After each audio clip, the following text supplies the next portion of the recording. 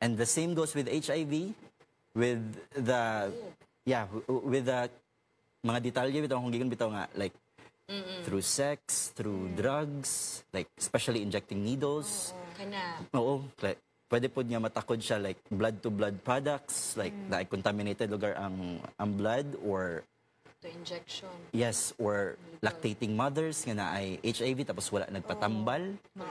Ang worst pa yun is if ang bata walay alamag nga napasatiyan, pwede nga mapasa sa iya ha. Or gipadede ang bata without knowing nga na ada HIV ang mother, kana pwede na siya mapasa sa iya ha. And in a way, as what I've said before, with HIV, ipaubos niya imo ang immune system. And in that way, dira na din mangabot ang mga sakit-sakit. And the number one infection nga pwede makatakod is ang TB. So pinakauna nga mutapot sa nga sakit sa tao is ang TB.